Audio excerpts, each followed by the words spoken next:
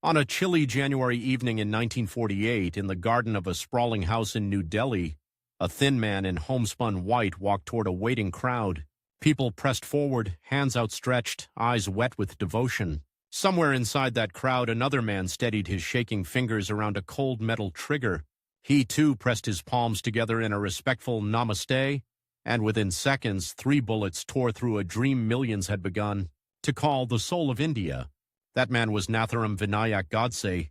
To understand how a boy from a dusty town in Maharashtra became the assassin of Mohandas Karamchand Gandhi, you have to start in a cramped house under a low, cracked ceiling where the air is thick with incense and the smell of fear, the fear of losing yet another son. Years before Nathuram's birth in 1910, the Godse family knew only funerals for their boys. One after another, the sons died young, snatched away by disease, fever, or simply the brutal arithmetic of poverty.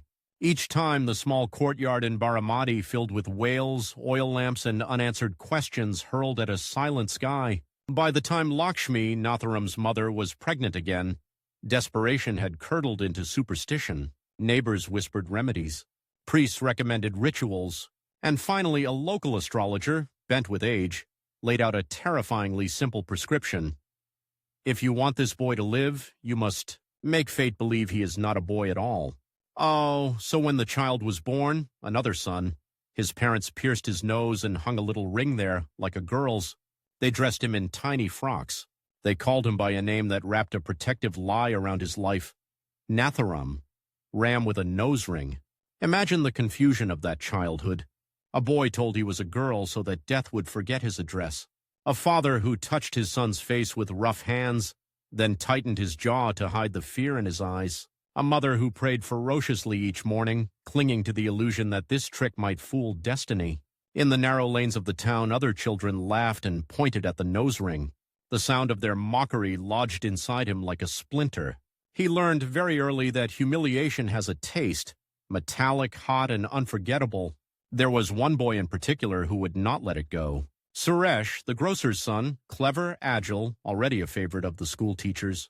He was everything Nathuram was not, confident without trying, quick with words, quick with sums, the kind of boy who never seemed to be afraid of anything. Look, our brave little bride. Suresh would call out across the dusty street as other boys sniggered. Somewhere deep inside, something hardened. Over time, the nose ring came off. The dresses were replaced by the rough, ill-fitting shirts and shorts of a country boy. But the name stayed, the memory stayed. And with it, the feeling that the world could be cruel, that survival meant never again letting others decide who you are. Inside the god's house, the walls were lined with framed pictures of Hindu gods, fierce, many-armed deities, goddesses with weapons ready. On festival days, little Nathuram watched his father, Vinayak, recite verses that spoke of honor, courage, and a glorious Hindu past. The stories were intoxicating. Kings who rode into battle, saints who chose death over dishonor, communities united like a clenched fist against invaders. Outside, however, the reality was not glorious. It was colonial. British officials passed through in polished cars. Indian policemen in foreign uniforms barked orders at men twice their age. Posters announced new taxes and new laws, approved in distant rooms by men whose names the villagers could barely pronounce. And everywhere, in the gossip of tea stalls and the muttering of elders, a new name began to float. Gandhi. At first, for a boy like Nathuram, Gandhi was little more than a ghost made of rumors, a strange man who dressed like a peasant but could shake the empire, a leader who spoke of non-violence in a land that had survived centuries of swords. To a mind already shaped by tales of heroic resistance, Gandhi's weaponless war sounded both impressive and absurd. At school, the teachers held up Gandhi as a moral compass. His portrait, thin and bespectacled, hung crookedly above the blackboard. When British soldiers marched past, the headmaster would straighten his khadi cap and remind the boys, "The Mahatma fights with truth and love. That is the future of our country." Suresh absorbed those words like water. Very quickly, he became the star pupil, not just in arithmetic, but in patriotism. He started small protests against unfair school rules, refused to buy foreign-made sweets, explained to anyone who would listen why. Spinning one's own cloth was a spiritual act. For Suresh, Gandhi was a guiding light. For Nathuram, Gandhi was a question mark. The two boys clashed without touching. When a teacher asked about the future of India, Suresh declared with polished conviction that the British would be driven out by peaceful resistance. Nathuram, sitting a few benches away, clenched his jaw and wondered silently how peace alone could defeat men who carried guns. He did not yet have the words to articulate his unease. He only knew that the world he inherited seemed messy, unfair, and frightening, and that Gandhi's soft-spoken promises of unity felt too gentle for such a brutal landscape. As adolescence crept in, the inequalities of that landscape came sharply into focus. In towns nearby, protests erupted, sometimes met with lathis, sometimes with bullets. There were rumors of peasants being beaten for refusing to pay taxes, of students being jailed simply for shouting Vande Mataram. But another, more intimate tension ran like a fault line through the society around him. The divide between Hindus and Muslims. In the bustling markets, sellers shouted in different tongues, but money changed hands all the same. Festivals overlapped. Temple bells could ring in the morning and the azan float across the same rooftops by afternoon. In theory, these were neighbors. In practice, mistrust simmered close to the surface. A rumor about a cow, a dispute over a piece of land, a marriage that crossed invisible lines. Any of these could light a fuse. Nathuram watched this with the eyes of a boy who craved certainty. At home, he heard elders lament that Hindus, once proud warriors, had become soft, divided, easy to push aside. At school, he heard speeches of brotherhood and unity. On the streets, he saw both friendship and hatred, generosity and sudden violence. Every contradiction drove a deeper thirst for an answer that felt simple, solid, unshakable. Meanwhile, his rivalry with Suresh sharpened. It wasn't merely about mockery anymore. It was about which idea of India would claim their generation. Suresh joined a student group inspired by the Indian National Congress. They held small meetings, painted slogans on walls in the dead of night, and read Gandhi's speeches in cramped rooms by the light of smoky lanterns. Their message: Hindus and Muslims must stand together or they would both fall apart. Nathuram, still searching, began to drift away from those circles. The language of emotional unity did not satisfy him. It sounded to his ears like asking a bruised man to embrace the one who had hit him and to call it healing. If school had offered him a clear path, perhaps his life would have turned. But studies never fully captured his mind. Truancy crept in. The world outside the classroom seemed more urgent, more alive, more dangerous. He slipped from benches to back alleys, from textbooks to newspapers, from exam schedules to political pamphlets. When he finally dropped out, it was like a quiet explosion inside his family. His father had dreamed dimly of a son with a steady job in the British administration, or at least in some respectable office. Instead, he had a son who spent evenings arguing at tea stalls, devouring news of protests and riots, mapping the country in his head. Not by rivers and railways, but by flashpoints of anger. It was around this time that he first heard of the Rashtriya Swayamsevak Sangh, the RSS. The name reached him as a murmur at first, a new kind of gathering where Hindu boys and men trained together, prayed together, dreamed together of a nation built unapologetically around Hindu identity. No begging for unity, no complicated balancing acts, just a hard, clear line. This is who we are, and this is our land. The idea hooked him instantly. He went to his first shaka, local branch, cautiously, almost as if he were stepping into a forbidden temple. There, on an open ground at dawn, under a sky just beginning to bleed from black into blue, he saw something that burned itself into his memory. Dozens of boys stood in neat rows wearing simple uniforms, sticks at their sides, eyes forward, the whistle blew. They moved as one, stretching, marching, shouting slogans, their voices slicing through the sleepy air with razor-sharp discipline. There were no crooked portraits here, no nervous headmasters, no hesitant discussions about whether resistance should be polite. There was drill, there was order, there was certainty. And for the first time in his life, there was a place where he did not feel like the boy who had once been disguised as a girl to avoid death. Here, his masculinity, his anger, his hunger for purpose, all of it was not just tolerated, but celebrated, shaped, sharpened. Yet even in this newfound sense of belonging, a pressure was quietly building, like steam trapped in a sealed pot. The political clock of the entire subcontinent was ticking louder every year. The 1920s and 1930s brought waves of protest and harsh crackdowns. Newspapers screamed about massacres, about new laws, about small concessions grudgingly offered by the British, never enough to satisfy. There was a feeling in the air, electric and terrifying, that history was accelerating. For a young man like Nathuram, the message felt brutally clear. There was not infinite time to decide who he would be. If the British truly were going to leave, whether in 10 years or 15 or 20, what kind of India would they leave behind? One shaped by Gandhi's soft-spoken pluralism or by the hard edges of a militant Hindu resurgence? The question was not abstract. It was a countdown. Some nights, lying awake on a thin mat, he would stare at the ceiling and feel the seconds dripping away. Each year he spent hesitating.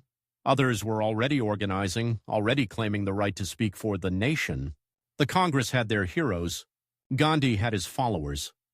Where in all this would the vision of a proud, assertive Hindu India find its champion? Not far away, his old rival Suresh seemed to be racing ahead.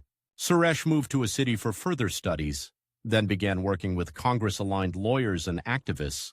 He learned to speak in public, to write pamphlets that stirred crowds, to negotiate with elders twice his age.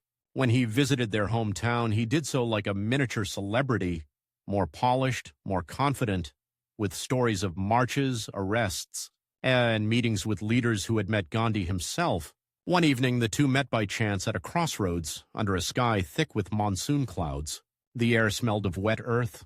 Their eyes met, and for a moment the years of childhood jibes and unspoken competition surged back, wordless and heavy. "You should come to our meetings," Suresh said after an awkward greeting. "This is a time for unity, Nathuram. Hindus, Muslims, we need everyone. Violence will only tear us apart." Unity? Nathuram's voice was calm, but his heart was racing. On whose terms? Under which flag? You expect us to forget everything that has happened just because one man tells us to love our enemies? Suresh held his gaze. History will remember those who save lives, not those who divide them. It was a sentence that would haunt Nathuram for years, but not in the way Suresh intended. He walked away from that meeting with a burning conviction that to merge into Gandhi's river of nonviolence was, for him, a kind of death. To dilute the distinctness, the grievances, the pride of Hindus into a vague Indian identity felt like betrayal. He did not yet know what he would do with that conviction, but already in the quiet spaces of his mind, a belief had begun to form, terrible in its simplicity, that compromise was weakness, and that to save what he loved, someone would one day have to take a stand so hard it could not be undone. The RSS gave him a skeleton. His own experiences, humiliations, and fears wrapped flesh around it. In meetings, he listened to fiery speeches about 1,000 years of subjugation, about temples torn down and mosques built in their place, about warriors who fell in battle while defending the faith. Maps were unfurled, not of British India, but of Akhand Bharat, an undivided Hindu civilizational space that stretched far beyond any colonial border. Every story, every slogan, every drill under the rising sun gave his life a new axis. Where once there had been chaos, there was now a structure. Where once he had felt mocked and small, he now felt like a soldier of something vast and ancient. The countdown in his mind grew louder. If their vision was to win, it needed voices, sharp, unflinching, fearless. Men who would not flinch from conflict, who would not bow before Gandhi's moral authority or the Congress's popularity. Nathuram began to speak. At first it was in small gatherings, a few young men around a lamp, the smell of kerosene thick in the air, listening intently as he dissected newspaper headlines, ridiculed the Congress, and insisted that Hindu interests were being bartered away in the name of false harmony. The more he spoke, the more he found he could hold a room. The childhood humiliation of that nose ring, the years of feeling overshadowed by boys like Suresh, all of it fed into a fierce determination not to be dismissed again. Every speech felt like a blow struck against that old lingering weakness. Outside, the empire still stood. Gandhi still walked, spun, and negotiated. Congress leaders still filled the newspapers. But deep in the towns and villages, in modest rooms and empty lots, another kind of politics was gathering strength, coiled like a spring. And at its very edge, stepping forward from anonymity with each passing month, was the son who had been disguised as a daughter to cheat death, a young man racing against time, convinced that if he and those like him did not act soon, someone else's vision of India would set in stone forever. He did not yet know that this inner race, this fierce rivalry of visions, his against Gandhi's, his against Suresh's, his against the entire tide of conciliatory nationalism would one day lead him to a last walk across a prayer ground in Delhi with only seconds left on the clock. For now, Nathuram Godse was simply moving, step by step, from the shadows of his childhood into the blinding, dangerous light of politics, where every choice would sharpen him further, and every passing day would tighten the noose of destiny around his neck. By the late 1930s, when most young men his age were still hesitating between careers and marriages, Nathuram Godse was already living, as if the clock of his life were running fast, as if someone had reached up and twisted the hands forward. Every headline felt like a ticking second. Civil disobedience campaigns, salt marches, prison terms, new laws, new concessions, new betrayals, depending on who was telling the story. The empire trembled but did not fall. Gandhi walked into jails and out again. Jawaharlal Nehru spoke of socialism and democracy. Muhammad Ali Jinnah, once a champion of Hindu-Muslim unity, now talked of a separate homeland. And somewhere in that swelling noise, a young man from Baramati was trying to turn his bruised childhood into a weapon. Pune became his stage. The city was a restless heart of politics. Intellectuals, revolutionaries, social reformers, all crammed into its choking streets. British bungalows with trimmed lawns coexisted with crowded chawls where whole families lived in single rooms. On the walls, slogans in chalk, in paint, in scratched charcoal. Vande Mataram, quit India, Hindu Rashtra. Here, Nathuram's mornings began not with prayers at home, but with the shrill whistle of the shaka ground, bare feet on damp grass, sticks lifted in unison, voices rising in disciplined slogans that made his chest vibrate. Bharat Mata Ki Jai. In those moments, he felt part of an army still invisible on official maps, but very real in his bones. Yet, even as the RSS gave him structure, it also planted the seed of frustration. Officially, it stayed away from direct confrontation with the British. No open campaigns, no jail-going demonstrations. The rhetoric inside was fierce, the discipline almost military. But when it came to the empire, the line was cautious, almost timid. The Shaka was for character building, they said. The politics should be left to others. Others meant people like Suresh. News filtered back from Bombay and Delhi in the form of rumors at tea stalls and tiny mentions in local papers. Suresh, the boy who had once mocked his nose ring, was now addressing student rallies, marching in protests, getting Lathi blows from British police and wearing the scars like badges. When Gandhi announced a new campaign, Congress volunteers lined up to be arrested. And Suresh was always close to the front of that line. There was a sting in it that Nathuram could not shake off. In the eyes of the public, Suresh's brand of courage was visible, photogenic, worthy of being recounted in pamphlets and speeches. Meanwhile, the fierce pride of the Shaka remained largely unseen, muttering and sharpening itself in the half-shadow. He could feel history measuring men like them against each other, and he did not like what the scale suggested, so he found another arena: words. He had discovered in those small nighttime gatherings that he could hold attention, not with brute strength, but with sentences shaped like punches. When he spoke of 1,000 years of humiliation, faces tightened. When he described ancient Hindu empires, spines straightened. When he mocked Gandhi's spinning wheel, laughter rolled through the room with a hint of cruelty that both thrilled and frightened him. It wasn't enough. He watched as Congress leaders dominated the big newspapers, their speeches printed in full. Gandhi's every word was telegraphed across the subcontinent. Even his silences made news. Jinnah's declarations echoed in Urdu dailies, reaching listeners Nathuram could not even imagine. If he wanted his side of the story, the hard, uncompromising Hindu story, to matter, it needed ink. It needed to bleed onto paper the way it already bled inside his head. So, with a small group of like-minded men, he threw himself into journalism. The offices of their first paper were almost laughable. A rented, dimly lit room with peeling lime wash, a second-hand handpress that coughed and shook with every pull, and a desk that wobbled each time he leaned on it. But to Nathuram, that room was a war room.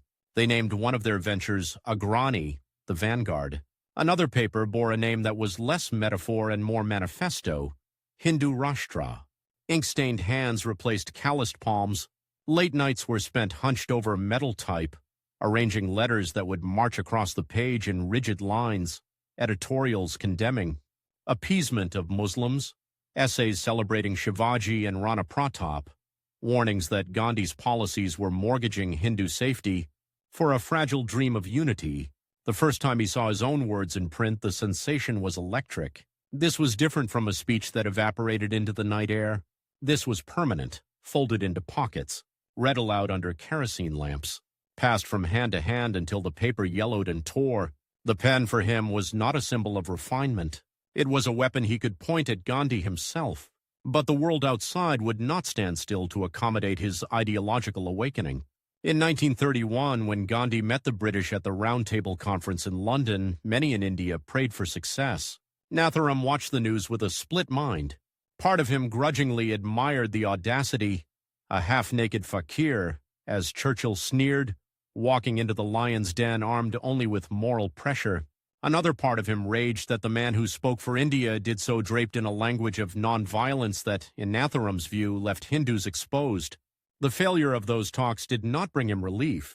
Instead, it deepened his suspicion that the price of every future compromise would be paid in Hindu flesh. British repression surged again. Prison cells filled. In one of the crackdowns, word came that Suresh had been arrested during a demonstration. Some days later, a blurry photograph appeared in a local paper.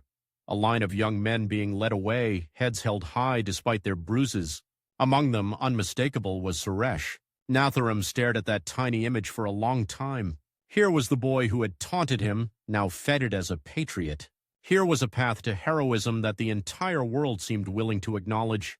Suffering blows without striking back, wearing khadi, chanting Gandhi's slogans.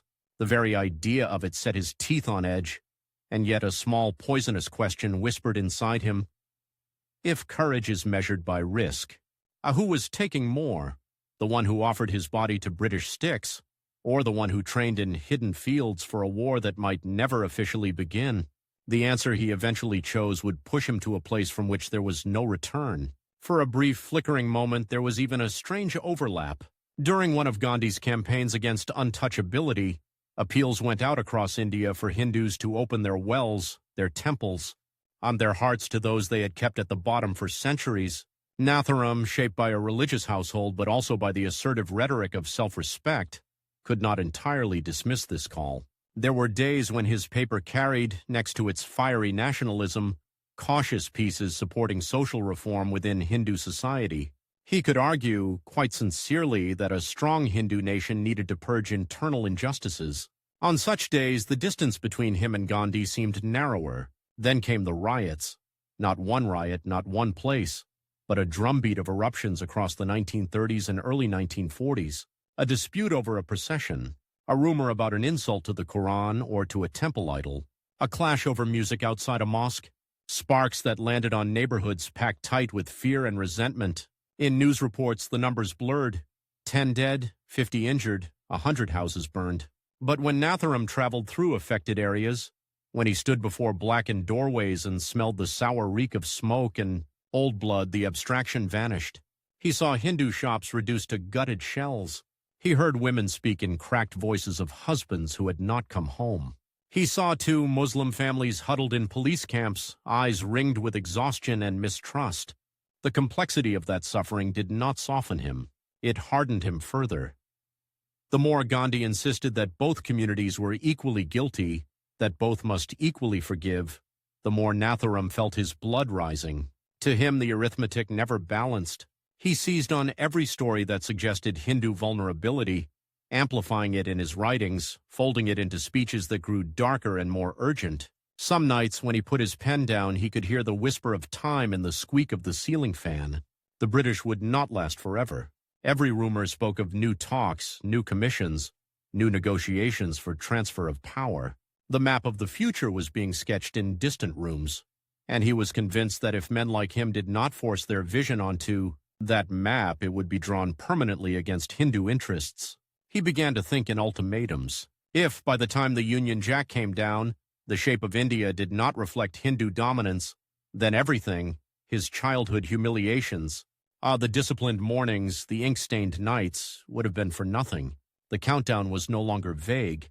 It had numbers, it had dates. Then came a meeting that sharpened his ambitions like a blade sliding across a stone.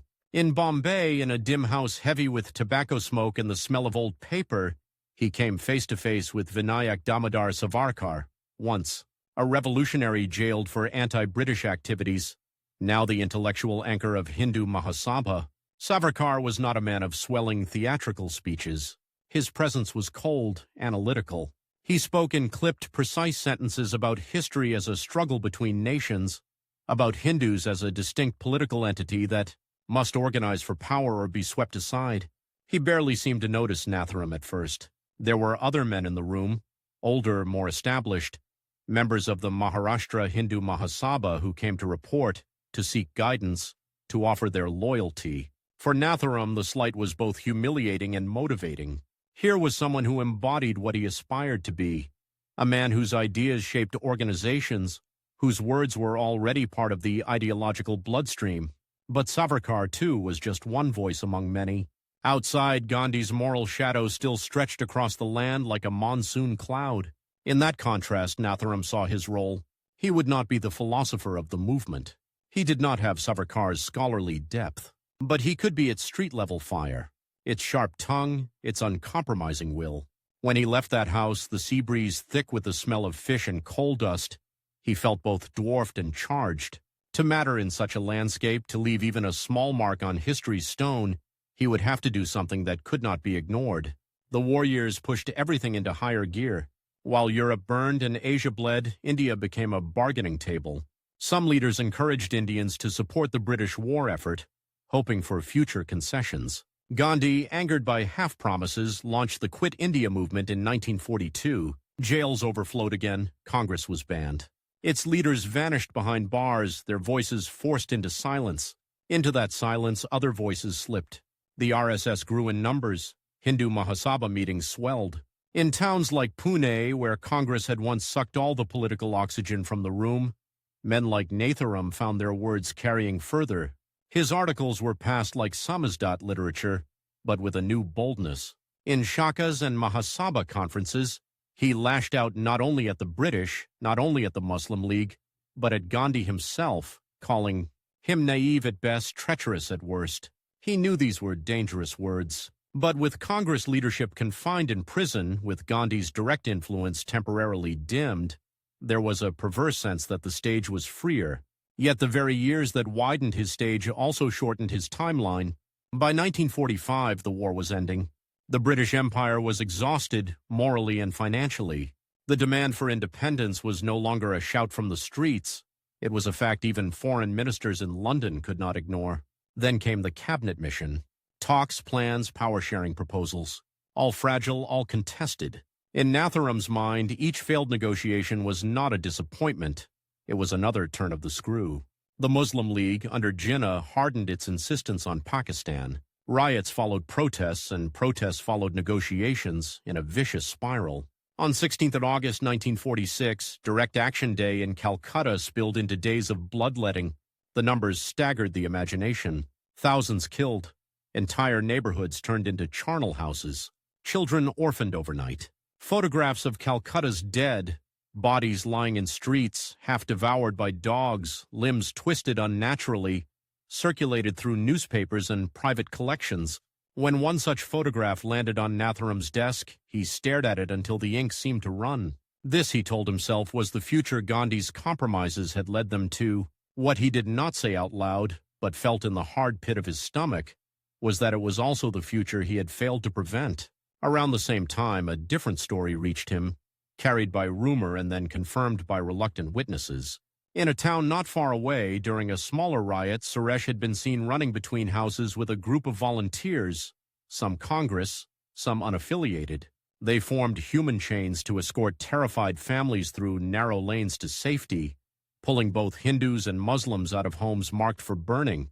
At one point, according to these accounts, he had physically stood between an armed Hindu mob and a Muslim household, refusing to move until they backed down. The twist was a knife. Here was his old rival, not just preaching unity, but risking his life for it. Not in front of cameras, not in carefully staged protests, but in a chaos where no one was keeping score. To Nathuram, this did not soften Suresh's ideology. It made it more dangerous. If men like Suresh could combine Gandhi's language of love with real reckless bravery, they might drag the country irrevocably toward a a future where Hindu grievances were buried under sentimental stories of shared suffering. He felt cornered by time, by events, and now by the courage of his ideological enemies. Then, in August 1947, the clock hit midnight. On the stroke of 12, as Nehru's voice echoed through the Constituent Assembly, at the stroke of the midnight hour, when the world sleeps, India will awake to life and freedom. Fire and screams already filled the night in Punjab and Bengal. Partition had come. What was announced in speeches as the birth of nations unfolded on the ground as an exchange of hells. Trains pulling into stations filled not with passengers but with corpses stacked like firewood. Caravans of refugees stretching for miles, their belongings piled on bullock carts, their eyes hollowed by loss. For many Hindus, the new border felt like an amputation. For Muslims left inside India, fear curled into their beds at night. For Sikhs, for Christians, for everyone caught in the grinder, the words freedom and independence tasted of ash. For Nathuram, it was confirmation of everything he had dreaded and a fresh, unbearable provocation. Pakistan existed. An explicitly Muslim homeland had been carved out of what he considered ancient Hindu land. Yet in his eyes, Gandhi still preached reconciliation, still insisted that India be secular, still defended the rights of Muslims who had stayed. The final straw came decisively with a fast. In January 1948, as communal tensions simmered in Delhi and elsewhere, Gandhi began a hunger strike, demanding that the newly formed Government of India release payments owed to Pakistan and do more to protect Muslims. His frail body once again became a moral weapon. The government, under massive public pressure, relented. Payments were released, assurances were made, riots eased. Around the world, headlines praised the Mahatma, who had once again used his own suffering to change hearts and policies. In Nathuram's room, the same headlines burned like acid. Here was his nightmare distilled into a single image. Gandhi, weak in body but immense in moral authority, bending the will of a sovereign, Hindu-majority government to what Nathuram saw as Muslim interests, simply by threatening his own life. If one man could do that with a fast, what could he not do? What else would be forced, under the banner of peace, upon a young nation still reeling from wounds? In his ears, the ticking stopped sounding like a clock. It began to sound like a fuse. The idea arrived not as a fully formed plan, but as a whisper that refused to go away, that as long as Gandhi lived, the balance of power would never tilt the way Nathuram believed it must, that the polls, the speeches, the shakas, the newspapers, all of it, was nothing next to the grip this one old man had on India's conscience. He fought that whisper at first. Taking a life, especially one so publicly revered, was more than a political decision. It was stepping into a darkness from which there was no path back. It meant not just defying a man, but defying millions who saw him as the very soul of the nation. But each day that passed after that fast, each conciliatory word from Gandhi, each story of Muslim families returning to homes under his protection twisted the whisper tighter. History, which had once seemed like a wide road, now narrowed to a single brutal question. Was there still time to shape India by words and meetings? Or had the hour come for an act so drastic that it would rip the story of the nation in two? Somewhere in that narrowing of choices, under the weight of his own convictions and the shadow of his rival's ideals, Nathuram Godse began for the first time to imagine himself not just as a pamphleteer or a minor politician, but as the man who would remove Gandhi from the stage entirely before time ran out. When Nathuram finally crossed the line in his mind, when he admitted to himself that Gandhi must die by his hand, the moment did not look like history. There were no thunderclaps, no burning skies, no prophetic dreams.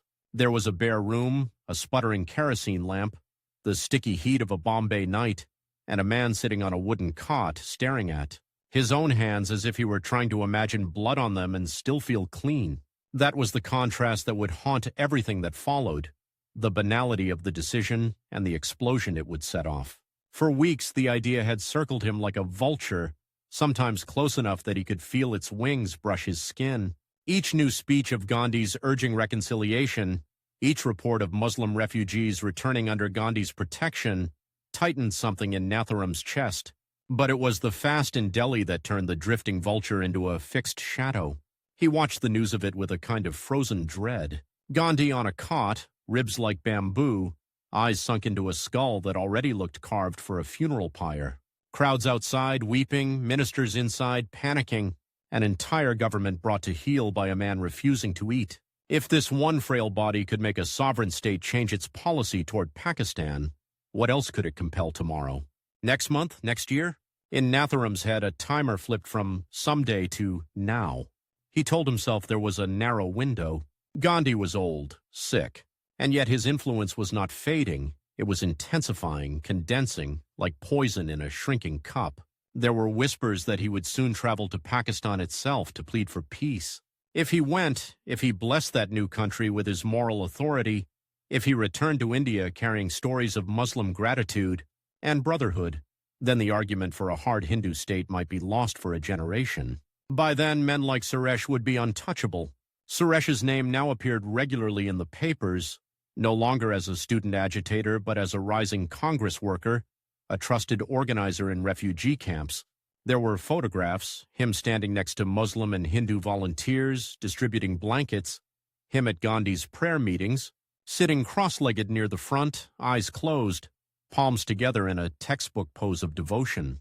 Every time Nathuram's eyes landed on that familiar face in newsprint, an old sting mixed with a newer fear. If Gandhi lived, Suresh would inherit a country shaped in Gandhi's image. He would be one of its golden sons. And Nathuram, despite all his ink, all his speeches, would remain a marginal note, a footnote in somebody else's India. The thought was intolerable. So he did what men like him always did when emotion threatened to break the surface. He reached for ideology to pin it down. Killing Gandhi, he told himself, would not be murder. It would be an execution, carried out not for personal hatred but for historical necessity. Gandhi had become, in his view, the greatest obstacle to securing India as a strong Hindu nation. Remove that obstacle and the road would clear. He needed allies and he knew exactly where to look. Narayan Apte had been his comrade for years, co-editor, organizer, a man whose easy laughter concealed a steel that Nathuram trusted. When he finally spoke the unspeakable aloud, "If Gandhi dies, the balance will change," Apte did not immediately recoil. He leaned back, eyes narrowed as if considering a complex printing order. "Many people want Gandhi to die," Apte said at last, slowly. "But they mean they want him to go away, retire, fade. You are not talking about wishes, Nathuram. You are talking about a bullet. That is different." "Words have failed," Nathuram replied. "Fasts have succeeded. If we don't act, he will fast the country into ruin." They argued for hours, not about whether Gandhi was harmful, but about whether the act they contemplated would advance their cause or destroy it. Would Hindus rally or hang their heads in shame? Would the state crack down on Hindu extremists and crush their movement altogether? In the end, Apte's question was brutally simple. "Are you prepared to die for this?" he asked. Nathuram did not hesitate. "I have been preparing all my life." That promise, to die, not just kill, was the lever Apte needed. If this was not the fantasy of a coward expecting to slip away, if this was a man willing to put his own neck in the noose, then it demanded a different kind of respect. Slowly, a small circle formed around the idea. Men whose names would one day appear in charge sheets and history books: Gopal Godse, Nathuram's own brother; Vishnu Karkare, Madan Lal; Pawa, the impatient young refugee who had seen Partition's horrors firsthand. They met in cramped rooms that smelled of sweat and tobacco, talking in low tones over cups of overboiled tea. Maps were unfolded. Gandhi's movements were studied. Schedules of prayer meetings were noted. In Delhi, at Birla House, Gandhi walked to his evening prayers along an open path, accessible to anyone who passed the minimal checks. No sandbags, no metal detectors, no ring of armed guards. The Mahatma moved through his people almost naked of protection, wrapped only in the cloth of their love. To his admirers, this was proof of his fearlessness. To Nathuram, it was an opening. A pistol was procured, illegally, discreetly. A foreign-made Beretta, cool and precise, its weight alien in a hand more accustomed to pens and bamboo staffs. Nathuram practiced with it in fields and isolated spots, rolling the unfamiliar heft into his muscles until the motion of raising, aiming, firing became a single instinct. He was not a soldier. He would never be a sharpshooter. But at close range, at the distance of an arm's-length greeting, he did not need to be. Meanwhile, from Delhi, news kept arriving that churned his resolve. People spoke of Gandhi moving through the lanes of riot-scarred areas, leaning on his staff, entering houses still smelling of charred wood and fear. They spoke of him sitting with widows of Hindus and Muslims alike, holding their hands, telling them that revenge would not bring their dead back. And they spoke of the volunteers around him. One name again and again, Suresh. He had been seen arranging seating at prayer meetings, coordinating relief in refugee camps, arguing with policemen who wanted crowds kept at a distance. A local Hindi paper even carried a small interview in which he spoke of the Mahatma's light guiding us through darkness. Each cutting felt like a hand pressing on Nathuram's throat. The contrast was unbearable. While he plotted in shadows, Suresh knelt openly at Gandhi's feet. While he handled cold metal in secret, Suresh held trembling hands in public. If there was a scoreboard of patriotism in the hearts of the masses, Nathuram knew which side was winning, so he did not leave himself much time to doubt. The first journey to Delhi came quickly, like ripping off a bandage. He arrived as a stranger among millions, the winter air sharp, the city humming with the uneasy optimism of a newborn capital. Government buildings still smelled of fresh paint. Refugee camps on the outskirts smelled of unwashed bodies and despair. Birla House was almost offensively serene by comparison. The mansion stood amid well-tended lawns, bougainvillea climbing walls, the gravel paths compressed by polished shoes. Each evening, as the sun bled into the horizon, people gathered for Gandhi's prayer meeting. Men in khadi caps, women in simple saris. Foreign journalists with their notebooks, officials, beggars, the curious. Security was there, but thin. A few policemen, some plainclothes men scanning the crowd with bored eyes. Volunteers forming loose human chains to keep the path clear. From within that crowd over several days, Nathuram watched. He watched Gandhi walk slowly toward the prayer platform, sandals slapping softly against the ground, shawl draped around thin shoulders. He watched the old man fold his hands to the crowd, smile faintly, sink onto a low seat. He watched people lean in, hungry for each word of the brief address that followed the multi-faith prayers. He could feel physically the pull this man exerted. It was like gravity reversed. Instead of being held down, people were drawn upward towards something they wanted to believe was better than themselves. Each evening, as he left without raising the gun, Nathuram's head throbbed with the pressure of two opposing truths: that Gandhi was most dangerous at precisely the moment he looked most saintly, and that killing him in this setting would feel to millions like shooting at their own faith. The plan shifted. It was decided that there would first be a warning shot of sorts, not at Gandhi's body, but at his world, his bubble of peace. A bomb in the prayer meeting, an explosion that would prove how vulnerable this whole theater was, how fragile the shield of love. The logic was warped, but to the conspirators it had its own iron structure. Shock the system, then strike at its heart. On 20th January 1948, they moved. Madan Lal Pahwa took the central role that day. The boy was restless, his hatred sharp like uncured metal. As the prayers began, he slipped behind the platform with a crude bomb. The others waited in the crowd, scanning faces, scanning exits, hearts hammering against their ribs. The explosion came, but not where it was meant to. The device went off behind the platform, sending up a plume of dust and a loud crack that ricocheted off the Birla House walls. People screamed, some threw themselves to the ground. For a moment, panic moved like a wave through the assembly, but Gandhi did not run. He did not even get up. He sat there, calm, eyes closed, lips still moving in prayer. When he finally looked up, he asked the crowd to be peaceful, to sit, to resume, and they did. Around him, volunteers raced to restore order, shepherding people back into lines, soothing crying children. One of those volunteers, by the cruel irony of fate, came into Nathuram's view at exactly the wrong or right second. It was Suresh. He was shouting hoarsely, waving his arms, directing people away from the source of the blast, then back toward the prayer ground.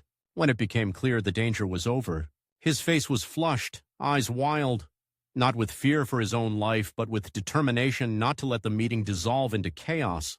The bomb had failed to kill, and yet in that failure Gandhi's aura had grown. He had stared down death and not flinched. The headlines the next day wrote themselves, "Mahatma unshaken by bomb outrage. Gandhi refuses to be intimidated."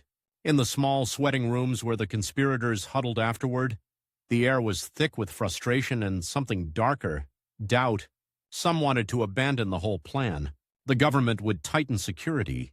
The police were already arresting suspects. Maybe this was a sign, they said, that God or history or fate did not want Gandhi to die that way. Nathuram heard them out. Then, very quietly, with a steadiness that startled even himself, he said, "If anything, it proves the opposite. A bomb could not touch him. Only a man can, and that man must stand so close that there is no room for chance." There was a choice in that sentence, and he seized it. The next step would not be a collective act of abstract violence. It would be a single act of intimate killing, name to name, face to face. Yet time, already tight, now constricted like a noose. Gandhi was speaking of traveling again, of going to the riot-scarred regions of Punjab, even of crossing into Pakistan. Every day he remained alive was another day he could bend the arc of the new nation away from the hard line Nathuram desired. Once he left Delhi, access would be harder. Security would adjust. The conspirators, partially exposed by the failed bomb attempt, might be swept up. The date, then, was not chosen only by them. It was chosen by Gandhi's own schedule, 30 January, the day the fuse would meet the powder. On the eve of that day, Nathuram returned to Delhi with Apte. In a cheap guest house room that smelled of frying oil and stale blankets, he laid out his belongings with the neatness of a man preparing for an exam he did not intend to survive. The pistol cleaned and loaded. Extra magazines, a few rupees. Some papers, including a long statement he had drafted, part confession, part manifesto. In it, he tried to compress a lifetime of grievances into orderly paragraphs to justify in cold prose the hot decision he was about to enact. While Apte slept fitfully, Nathuram sat by the window, watching the city's lights flicker and die one by one. He imagined with a strange detachment the next 24 hours as if they belonged to someone else. In the afternoon, by coincidence or design, he saw Suresh again. It happened on a crowded Delhi street, near a tea stall where the clink of glasses and the hiss of boiling milk filled the air. Suresh was in a khadi kurta, hair longer than in their youth, a Congress badge pinned to his chest. He was talking to a group of young volunteers, gesturing animatedly. For a moment, Nathuram considered turning away.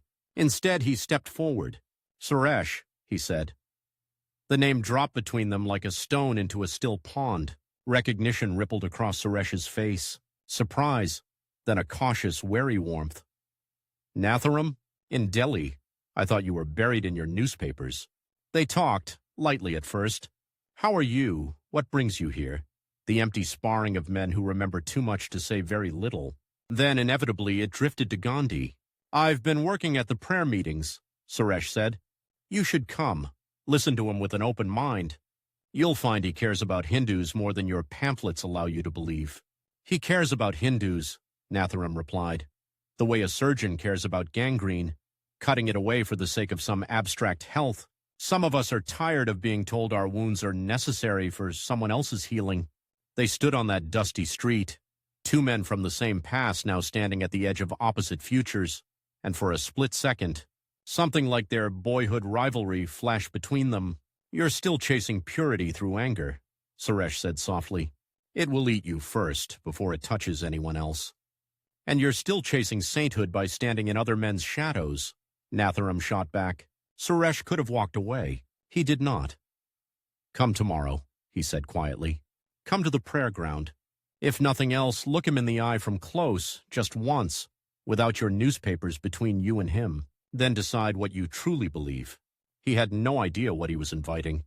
The next day dawned cool and clear, the winter sun pale but insistent. Delhi went about its business, clerks peddling to offices, vendors shouting prices, radios crackling with film songs and news. In the afternoon, as the hour of prayer approached, the mood around Birla House shifted almost imperceptibly. People arrived in trickles that became streams, tying their hopes, their guilt, their grief to the fragile reed of an 80-year-old man. Nathuram dressed with care. Khaki trousers, a light jacket. Nothing that screamed extremism or poverty.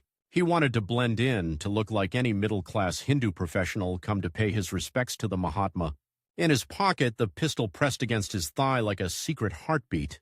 He walked toward Birla House with measured steps, Apte beside him until the outer edge of the crowd. At a certain point, they separated without drama. This part of the path was for one man alone.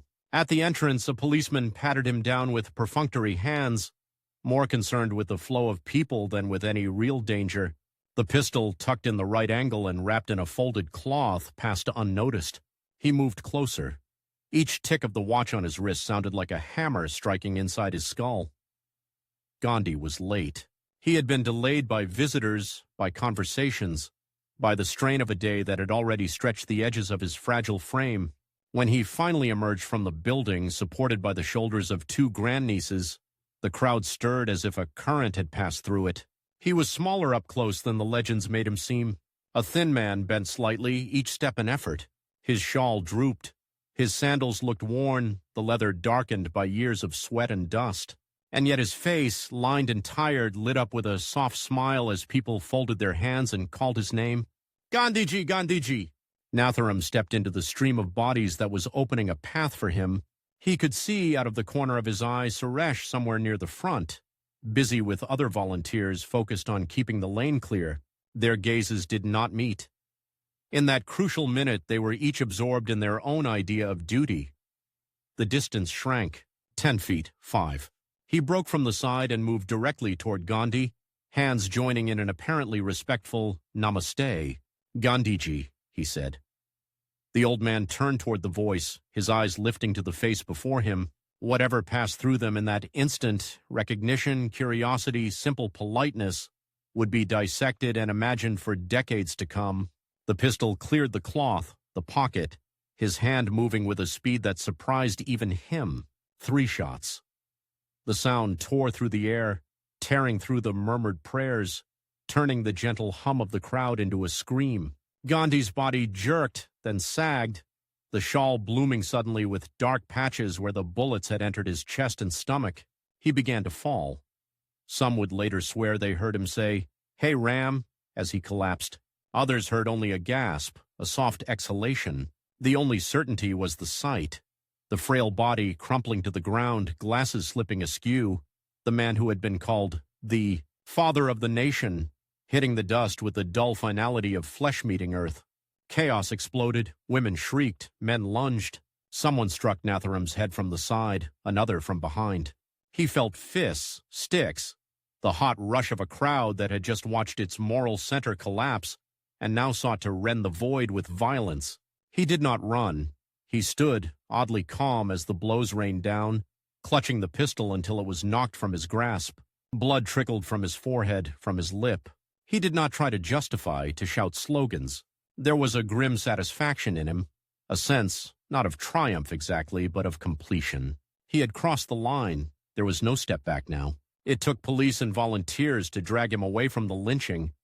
The crowd was eager to deliver. He was pushed into a car, then another, hands bound, vision swimming. As the vehicle jolted through Delhi streets, siren wailing, he caught a brief glimpse through the window, people running toward an Birla house, some already crying, some holding each other as if an earthquake had struck. Among them, briefly, he saw Suresh, face streaked with tears and dust, stumbling, shouting something he could not hear. For a strange, dislocated second, the rivalry that had fueled so much of his inner fire seemed to invert.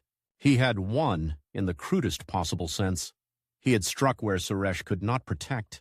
And yet, watching that broken figure run toward a fallen old man, Nathuram felt no gloating. What he felt was the cold, heavy arrival of consequence. Already, radios were breaking into programs with urgent bulletins. Mahatma Gandhi has been shot. Words sped ahead of the speeding car, racing to every tea stall, every barrack, every refugee camp and princely mansion. By the time the sun sank over Delhi that evening, Nathuram Godse's name would begin its long, bitter journey through India's memory, not as a patriot in the mold he had imagined, but as the man who had killed the Mahatma. In the dim space of the police jeep, the ticking he heard now was no longer the countdown to an act. It was the slow, inexorable measure of what that act would demand from him in return.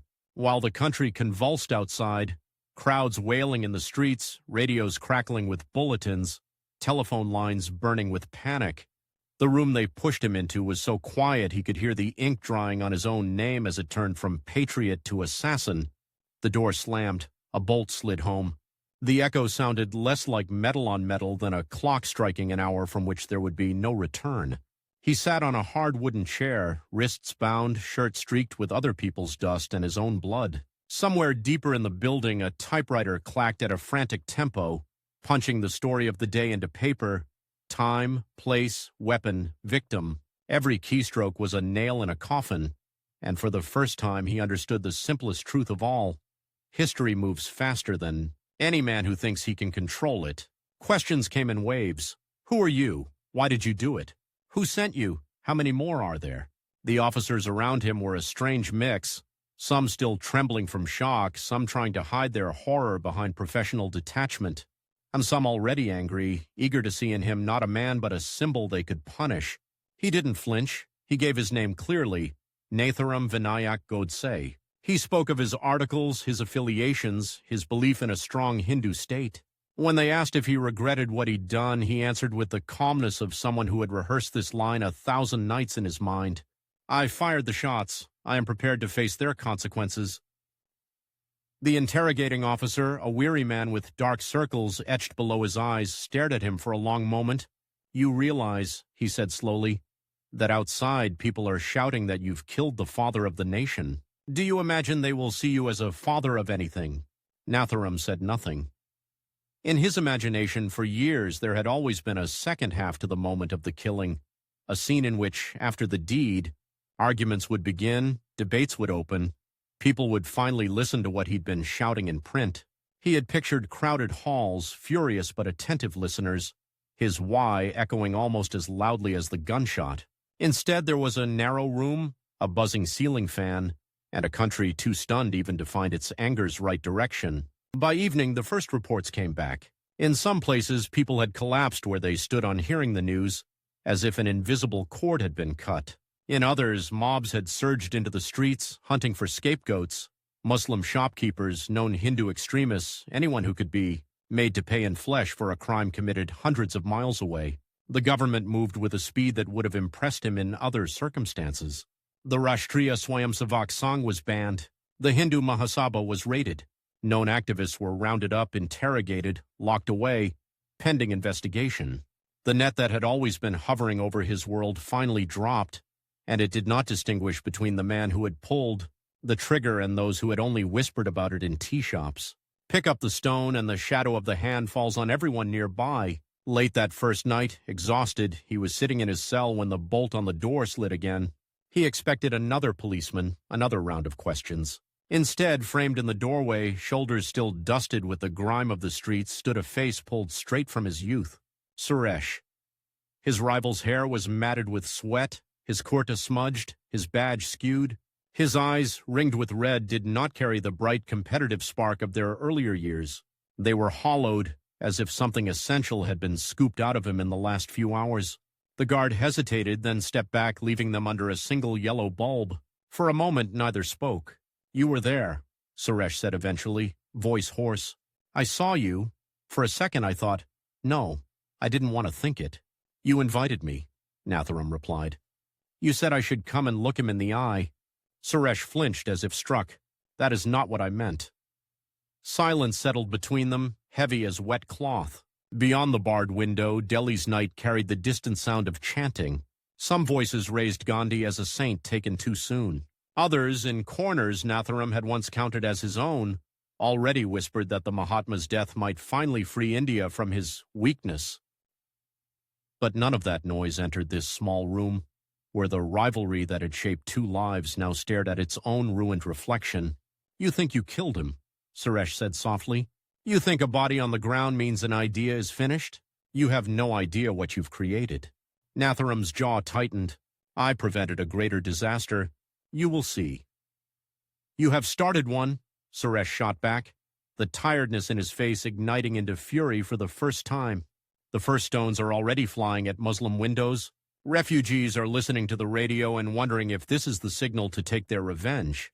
In your mind, you fired at a frail old man. In theirs, you pulled the trigger on any chance of this country learning to live with itself. The words hung there.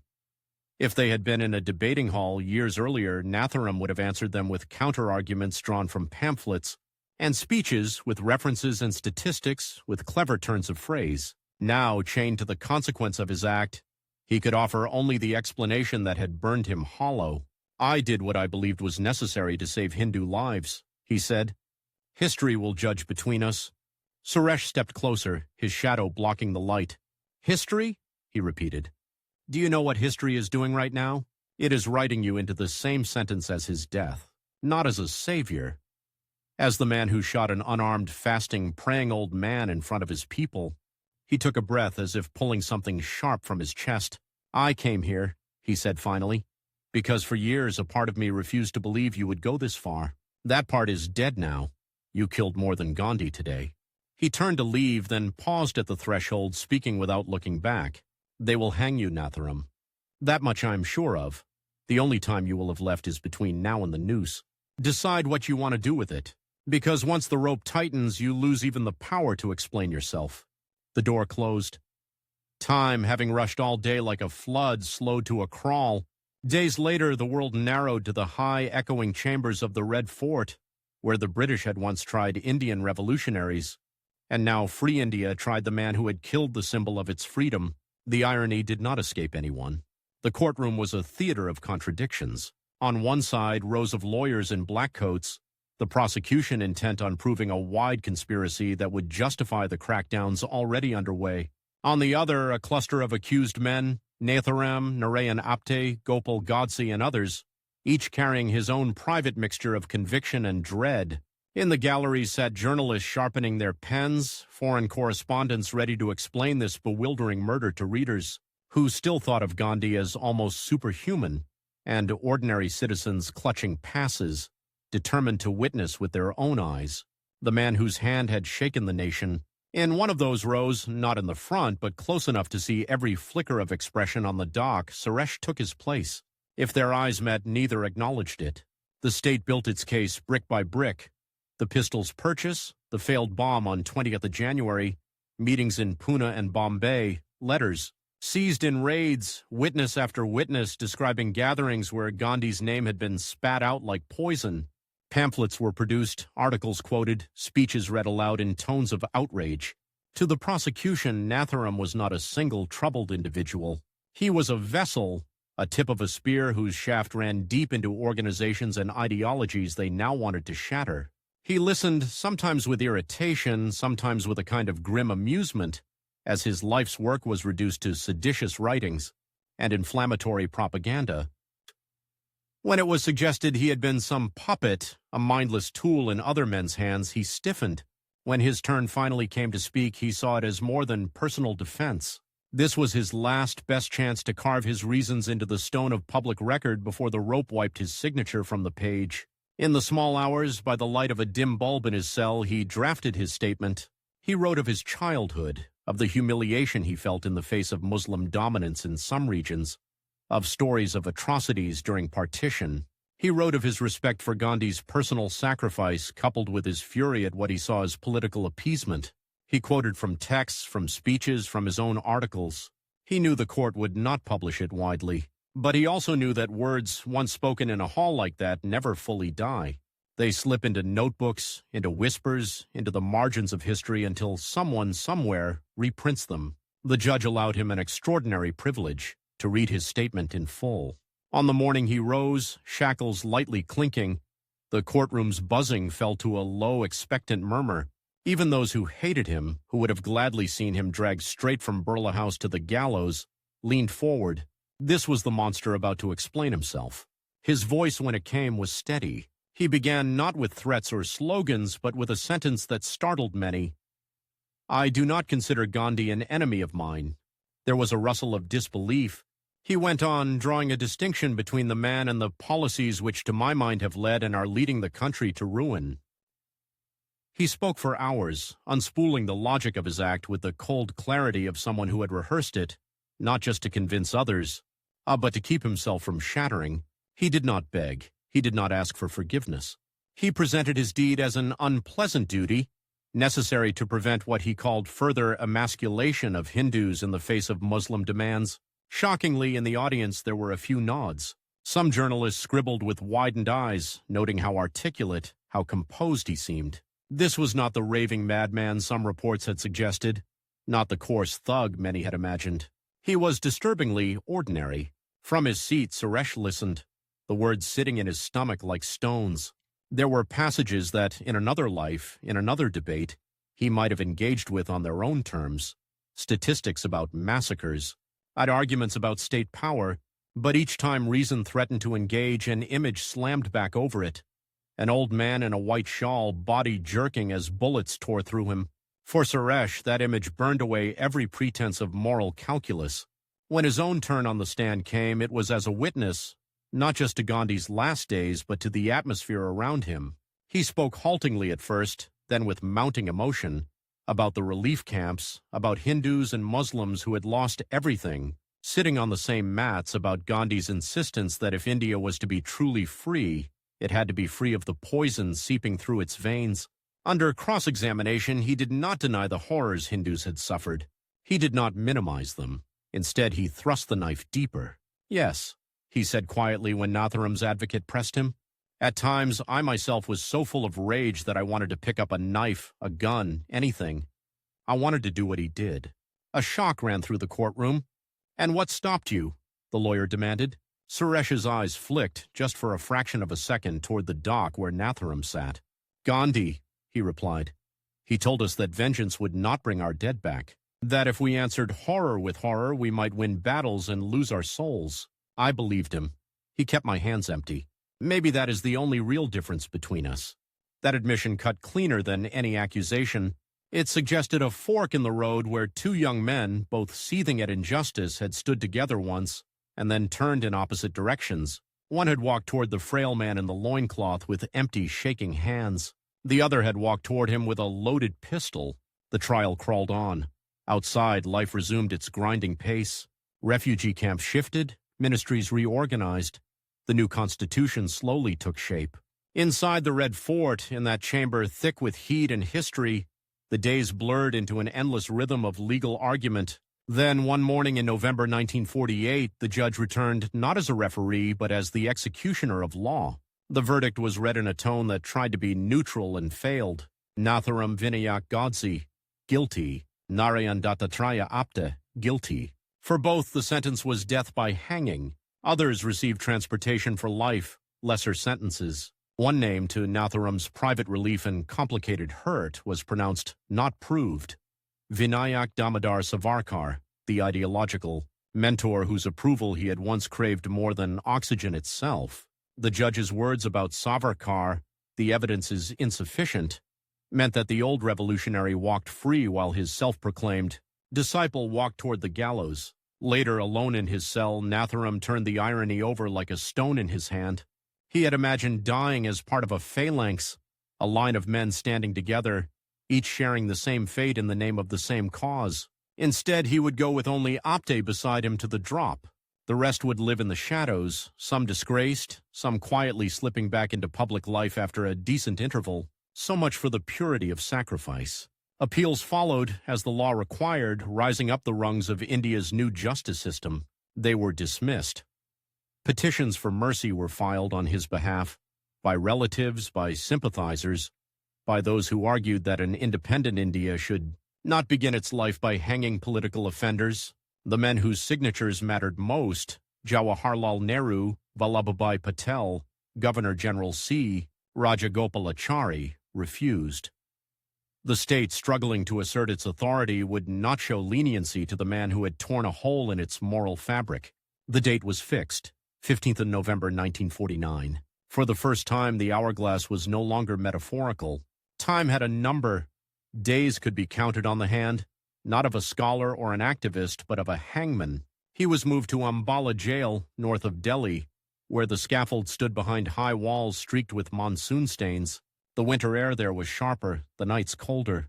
Guards posted outside his cell shifted from casual curiosity to a strained, uncomfortable respect. He was not allowed to write political manifestos now. Anything smacking of propaganda was confiscated. Instead, he wrote letters to family, to the few friends still permitted to correspond, sometimes only descriptions of daily routine. The food, the walks in the courtyard, the moments of absurd humor that persist even at the edge of death. Apte, held nearby, remained as he always had been, wry, quick to grin, hiding his own dread under jokes about the quality of prison chapatis. Of all the places we plan to see in free India, he quipped once through the bars, Ambala jail was not high on my list. As the date crept closer, visits were allowed. His brother came, eyes raw, torn between pride and helpless grief. They talked practicalities, property, parents, the future of their name. There were no hysterics, no embraces through the bars. Their farewell lay in half-finished sentences they both understood. Then one day a request was granted that surprised him. Suresh again. He had not expected to see him after the trial. In Nathuram's mind, their rivalry had ended in that courtroom, frozen into the record. One condemned, one walking back into the world. Yet here he was, older by a lifetime crammed into a year, lines carved deep around his mouth. They stood, bars between them. Two men whose lives had spiraled around each other like strands of a rope now tightening at one end. "I won't ask you if you regret it," Suresh began. "We both know the answer." "Do you?" Nathuram countered. "Every day," Suresh said without hesitation. "Not because I loved him less than you hated him. Because I see more clearly than before how much we all hung our hopes on one fragile body. We made a man into a myth. You killed the man. The myth remains, and in fighting over it we may yet tear this country apart." He exhaled, a long, slow breath. "Do you know what they call you now in some places?" he asked. "Not many, just a few. Secretly, Shaheed, martyr. They whisper that you did what had to be done. They pass your words from hand to hand. You thought they'd erase you. They won't. They'll twist you instead." A strange flicker of satisfaction passed through Nathuram, quickly shadowed by something like unease. "And Gandhi?" he asked. "They pray to him," Suresh said. "They also curse him. They use his name to stop change they fear, to defend changes he might have opposed.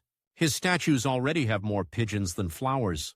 In time, schoolchildren will memorize a few dates and quotes and forget how much he frightened power by refusing to eat." He stepped closer, lowering his voice. "You thought this was a duel. One man against another, one idea versus its opposite. It isn't. It's a knot you've helped tie around our future. They will spend decades pulling at it. Some in your name, some in his. We will all feel the rope tighten." For the first time in that cold cell, Nathuram felt the shadow of something larger than his own carefully tended narrative. He had imagined his death as a full stop. Suresh was telling him it was merely a comma. On the final night, sleep came only in scraps. Guards moved more quietly than usual, as if sound itself might be a cruelty. Somewhere a jail clock ticked with ruthless regularity. In the distance a dog barked, then fell silent. At dawn the warder came, eyes downcast. It was time. They allowed him a bath, fresh clothes. He refused any last-minute religious counsel. His beliefs were not in need of emergency repair. He walked to the gallows with a straight back, Apte beside him. The two of them flanked by men whose job it was to ensure their steps did not falter. The scaffold loomed, a rough wooden structure, a trapdoor scuffed by previous feet, a beam scarred where ropes had bitten deep. The nooses hung ready, coiled like pale snakes. As they were placed around his neck, the coarse fiber against his skin, he looked out over the small assembly. The magistrate, the doctor, the priest, the officials. They were not his audience. His last words were brief, swallowed almost immediately by the bag pulled over his head, but those close enough later recalled fragments. Akhanda Bharat, Hindu Rashtra, echoes of the dream for which he had believed a bullet was a justifiable instrument. The lever was pulled, the bodies dropped. For a second they were men, then they were weights at the end of ropes, swinging gently in the cold morning air. Outside the walls of Ambala jail, life did not pause. Buses rattled, shop shutters rose, schoolchildren trudged to class, unaware that at that exact moment, a throat that had once shouted, slogans, written editorials, argued in court, had fallen silent forever. News of the execution traveled along the same arteries that had once carried word of the assassination. Some cheered, feeling a debt finally paid. Some mourned, not for the man, but for a country that had had to hang one of its own so soon after tasting freedom. In quiet rooms, a few lit candles before framed photographs of Nathuram and Apte, their defiance now safely encased in death. Suresh received the news without ceremony. He sat on a charpoy in a cramped deli room that smelled of damp walls and cheap incense, the sounds of the street filtering through the shutters. In the years that followed the trial, he had never risen high in Congress ranks, never become a minister or a famous reformer. He organized clinics. He helped widows fill out forms. He argued with local toughs trying to seize refugee land. In meetings, when Gandhi's name was invoked like a spell to end discussion, he would sometimes slam his fist on the table and remind people that the man had been flesh, not stone. He knew better than most how dangerous it was to freeze human beings, friend or enemy, into icons. As the day wore on, he found himself walking, almost without deciding to, toward a traffic circle where a small, newly erected statue of Gandhi stood, one hand raised in a gesture of blessing, the other holding a staff. Vehicles swirled around it. Pigeons strutted at the base. A garland wilted on the bronze shoulders. He stood there a long time, watching cars dodge each other. Bicycles weave through gaps. Rickshaw pullers strain against loads. Somewhere, in a book that had not yet been written, Nathuram's name was drawing on pages that would one day be dog-eared by men arguing about him in tea stalls and secret meetings. Somewhere else in school books, Gandhi's assassination would be condensed to a line or two, the motive sanded smooth, the mess scrubbed away. 2 lives, 2 rival visions, boiled down to a few paragraphs and a grim date, 30 January 1948. What those paragraphs would do in the minds of those who read them, neither man could now control. India moved forward, but it did so with a wound that never truly scarred over. Every time a riot flared, every time a politician invoked appeasement or Hindu Rashtra, every time someone garlanded a portrait of Nathuram in a small office, every time a statue of Gandhi was splashed with paint, the argument between the boy with the angry pamphlets and the boy who knelt at the Mahatma's feet flickered back to life.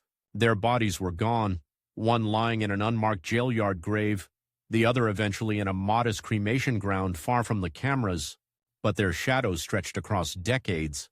In those shadows, India continued to argue with itself about strength and compassion, about justice and mercy, about whether a nation could be held together by love alone, or whether in the end it would always reach for the gun.